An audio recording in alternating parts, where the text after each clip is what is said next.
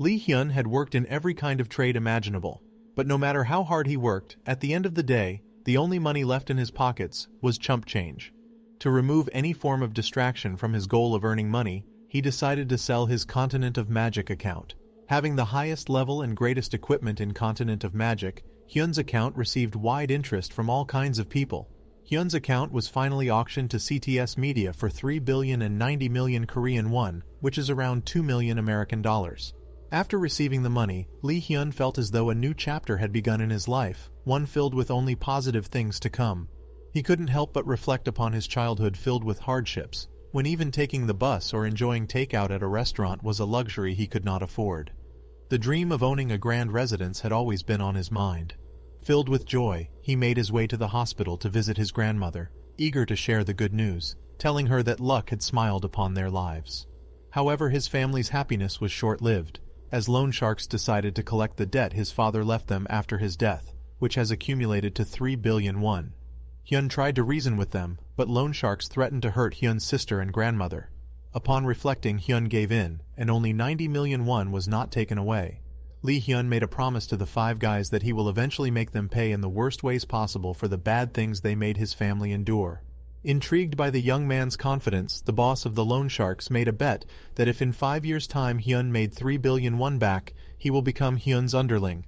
Eager to earn his money back, for 1 whole year, Lee Hyun dedicated all of his time to learn about martial arts and study virtual reality games, training his body and mind to prepare himself to become the best player of new virtual reality game Royal Road. After his training was complete, he finally purchased a capsule used to connect to Royal Road virtual reality game. It wasn't cheap, but Lee Hyun was confident that he will make the money back in no time. With all preparations finished, it was the beginning of the game. He felt like a soldier heading onto the battlefield. Lee Hyun creates his Royal Road game avatar as a male human named Weed, with a similar appearance to his real-life self, and chooses his starting hometown to be the citadel of Saraborg in the Rosenheim Kingdom. As a newbie, he has 4 weeks to waste and is not allowed to leave the city until the starting timer is up. Lee Hyun arrives at the Rosenheim Training Hall, eager to begin his stat increase training. The instructor hands him a wooden sword and he wastes no time starting his routine. He relentlessly pounds a scarecrow, determined to improve his skills. While training, a group of fellow players approaches him, curious about his dedication. Lee Hyun makes a bold bet with them. He will commit to grinding in the training hall for 20 hours a day, for 20 days straight. Intrigued, the group decides to support him by offering food as a reward, and wish him luck on his journey. With renewed motivation, Lee Hyun continues his intense training regimen, pushing himself to new limits. Day after day, he spends countless hours honing his skills, determined to improve his stats. Hours and days pass as Weed continues to train by beating the training scarecrow, learning new tricks in the process. Taking a break, Weed sits down to have a meal with the instructor, who informs Weed of an urban legend regarding a master sculptor who can carve moonlight. He asks Weed to investigate Saraborg for information on the rumor, resulting in Weed acquiring his first quest. Weed arrives at the Rosenheim sculpture shop where he learns from the shopkeeper that the rumor about the sculptor that can carve the moonlight is indeed true, completing the instructor's quest to investigate the rumor. However, the shopkeeper provides Weed with an unskippable second-rank E-quest, which is to discover why Rosenheim's Queen Yvain was somehow connected to this sculptor. Gathering information from a bard, as well as an old lady who used to work as a maid for Yvain, Weed learns that the sculptor was named Zahab and was the lover of Yvain. As it turned out, Zahab created the most beautiful sculpture for Yvain by singing a song known as A Sculpture's Heart, and carving the moonlight to defeat a group of Brent Kingdom assassins that were attempting to kill the queen.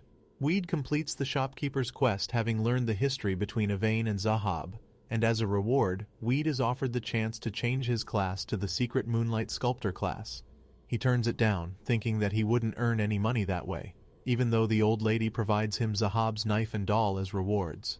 The old maid then informs Weed that she wishes to hear A Sculpture's Heart again before she dies, which results in Weed obtaining a Ranka quest, asking him to seek out Zahab in order to learn the song. Despite being given some free skills, Weed decides to put the quest off for the time being due to its high difficulty of needing to travel to the Grey Pass region, one of Royal Road's 10 forbidden zones. Following Weed turning in the rank E quests, he returns to beating a scarecrow for higher stats at the training hall. a bit of Royal Road's backstory is explained about the origins of the Versailles continent's four main races: humans, elves, dwarves, and orcs. Meanwhile, Weed finally completes the training hall of Rosenheim Kingdom, being one of only 17 players in the game who ever completed the basic training course.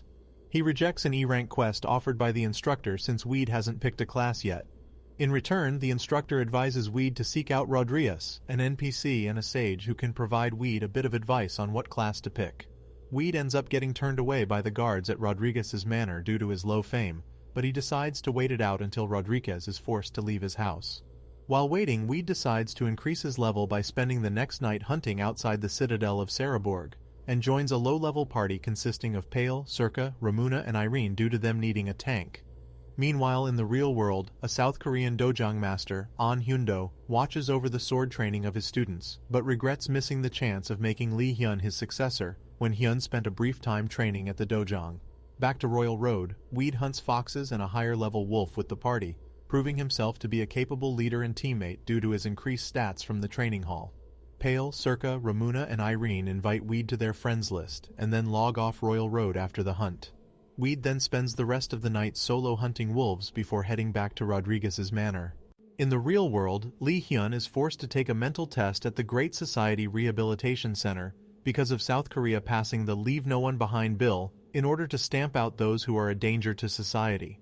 On his way to the hospital, Lee Hyun found himself waiting to cross the busy road. As he looked around, his gaze was drawn to a beautiful woman peering out of a hospital's window.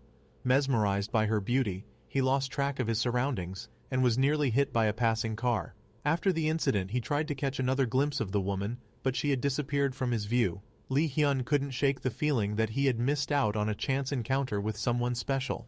After a while, the bizarrely sarcastic answers that Hyun provides on the test leaves the center's psychiatrist, Cha Yun-hee, highly amused. She laughs, attracting the attention of the center's nurses.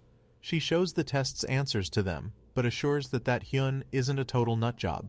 Yun-hee decides to show Hyun's crazy answer sheet to Seo-yoon, a beautiful young patient at the rehabilitation center who had become mute and closed herself off to others, due to a tragedy she endured in the past. However, the test sheet leaves no impact on Seo-yoon. In an effort to return the patient to normal, Yun-hee had been allowing Seo-yoon to play Royal Road, in the hopes that Seo-yoon's closed shell will slowly reopen by starting over in a fictional world. We cut back to Hyun returning home. He browses the Royal Road auction site on his computer to get an idea on what the game's market is like. He also turns down going to the alumni school reunion due to a bad experience that led to Hyun being a dropout. Returning to Royal Road, Weed still remains waiting outside Rodriguez's manor for the sage to come out. After occasionally going out to hunt, Weed then decides to pass the time by sculpting pieces of wood, which results in his skills connected to art going up. This work leads to Weed being able to sell off wood sculptures of the newbie area animals to other players, and eventually gains a reputation as the Citadel's sculptor Weed. After 6 days, Rodriguez finally appears outside of his manor to find out why Weed wants to see him. The two have a private meeting where it's obvious that they don't like each other, but he agrees to hear Weed's request after seeing that he has possession of a special item connected to Queen Yvain, which he acquired from training instructor. Hearing that Weed only wishes for advice on what class to pick, Rodriguez inspects the former's character sheet and discovers that Weed is taking on quests related to the Moonlight Sculptor. This leaves Rodriguez convinced that Weed could possibly be the successor of the legendary emperor who once conquered the entire continent in the ages long past. Rodriguez offers a special quest which will provide Weed the class that he's been destined to have, which Weed accepts. Returning to the training hall, Weed picks up training instructor's previously offered E-rank quest, since it was also connected to his current quest that he got from the Rodriguez. Weed is also invited to the instructor's home for a barbecue dinner. Before going, Weed purchases some bow supplies from a blacksmith shop for his eventual Lair of Litvart journey.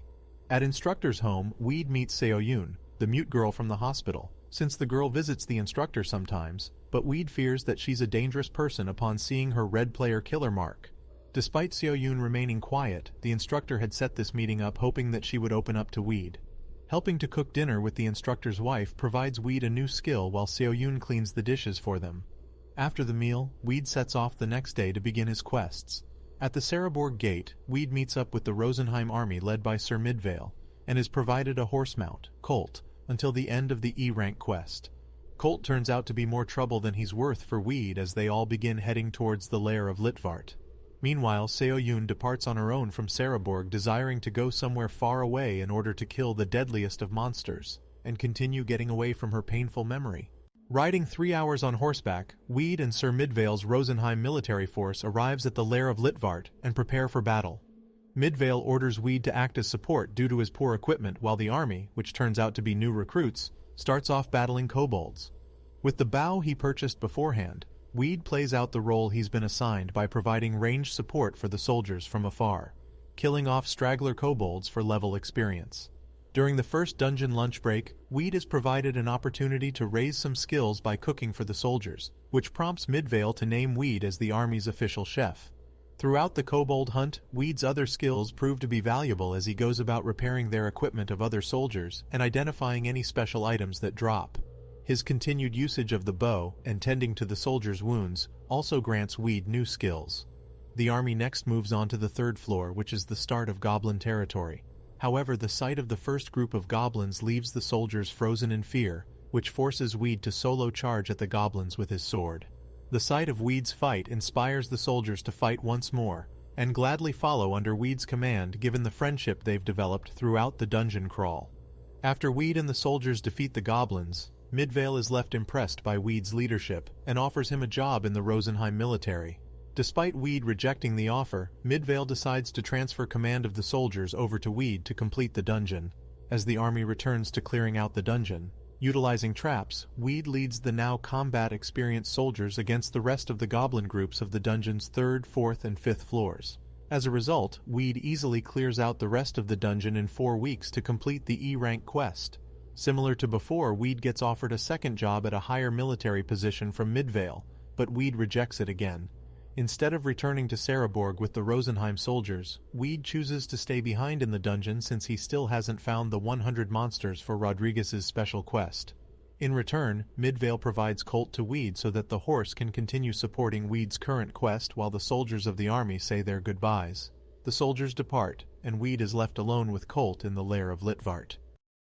Thank you for watching. If you enjoyed this video and want to see more content like this, don't forget to hit the subscribe button and turn on notifications. And if you want to see the second part of this story, let us know in the comments below.